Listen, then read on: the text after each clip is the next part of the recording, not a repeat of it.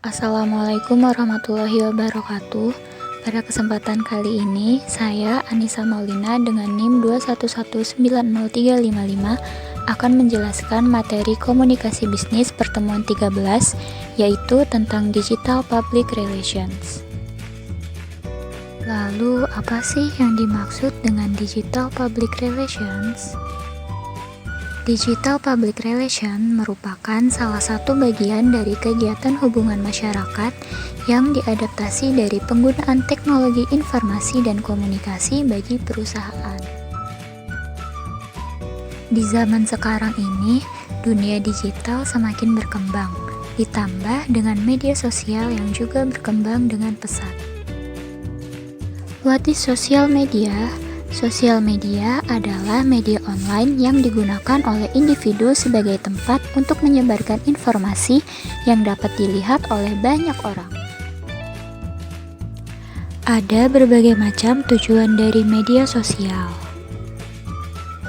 Yang pertama yaitu aktualisasi diri. Untuk sebagian orang, media sosial merupakan tempat untuk beraktualisasi diri.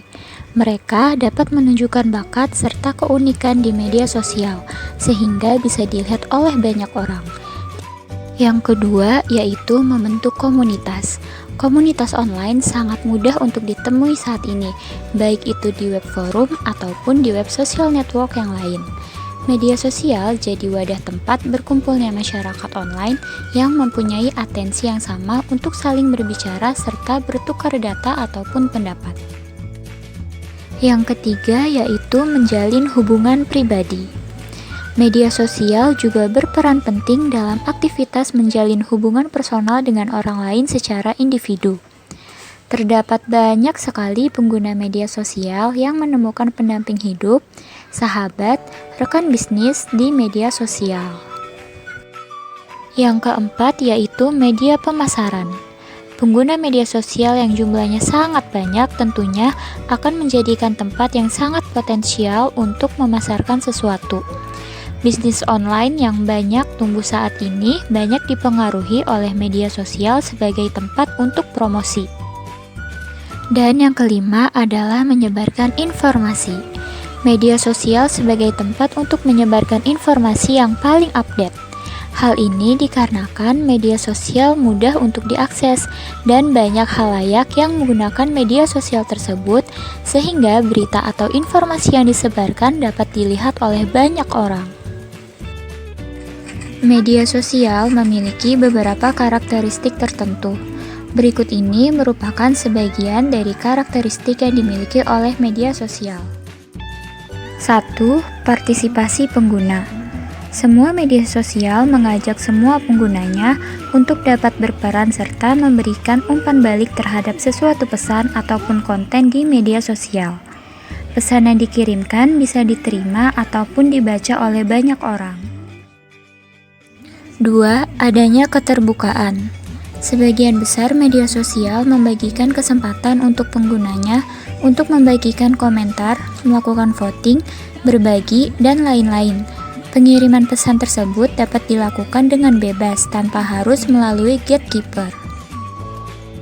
3. Adanya perbincangan.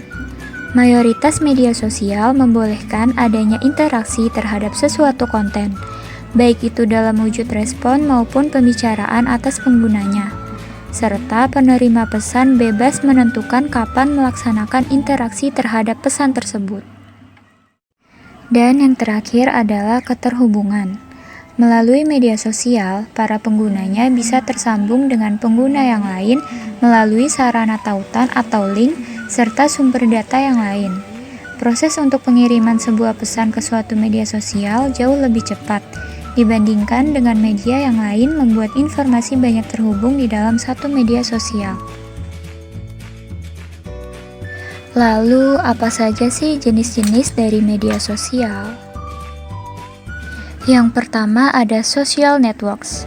Social networks atau yang biasa disebut dengan istilah jejaring sosial merupakan jenis media sosial yang paling banyak digunakan saat ini. Ada beberapa contoh dari social network yang paling banyak digunakan, seperti YouTube, Facebook, Twitter, Instagram, WhatsApp, Google+, Pinterest, dan masih banyak yang lainnya. Jenis media sosial yang kedua ada forum komunitas online. Situs forum dan komunitas online pada umumnya dibangun oleh perorangan atau kelompok yang memiliki minat pada bidang tertentu. Para pengguna forum tersebut dapat melakukan diskusi ataupun chatting dengan cara memposting tentang topik yang berkaitan dengan minat serta hobi mereka masing-masing. Beberapa contoh dari komunitas online, yang pertama yaitu ada kaskus.co.id, yang kedua ads.id, yang ketiga brandly.co.id, yang keempat indowebster.com, dan masih banyak komunitas online yang lainnya. Jenis media sosial yang ketiga yaitu situs blog. Situs blog termasuk dalam kategori media sosial karena memungkinkan pemilik blog dan pembacanya untuk berinteraksi. Umumnya, blog dibuat berdasarkan minat atau keahlian si pemilik blog dan konten di dalamnya dapat mempengaruhi banyak orang. Beberapa contoh dari situs blog yang pertama yaitu dosenpintar.com, yang kedua rumus.co.id, yang ketiga contoh soal.co.id, dan masih banyak yang lainnya. Yang keempat ada social bookmark. Desain dari social bookmarking awalnya merupakan sebagai wadah bagi para pengguna internet untuk bookmark alamat website yang mereka sukai.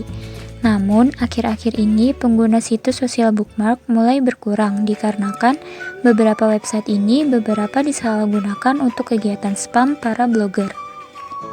Beberapa contoh dari situs social bookmark yang pernah populer yaitu yang pertama ada Reddit, kemudian ada Slashdot, ada digo.com, scoop.it, dan lainnya.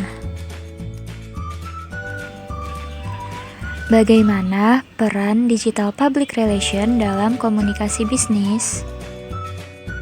Peranan digital public relation dalam kegiatan komunikasi bisnis sangat penting, terutama di era digital saat ini. Salah satunya yaitu dapat memperkuat citra sekaligus reputasi suatu perusahaan maupun merek dari perusahaan tersebut. Oleh karenanya, seorang public relation memiliki tugas khusus untuk menciptakan citra positif tentang aktivitas pemasaran, kebijakan atas merek, dan distribusi produk serta aktivitas lain yang berhubungan dengan pemasaran serta distribusi.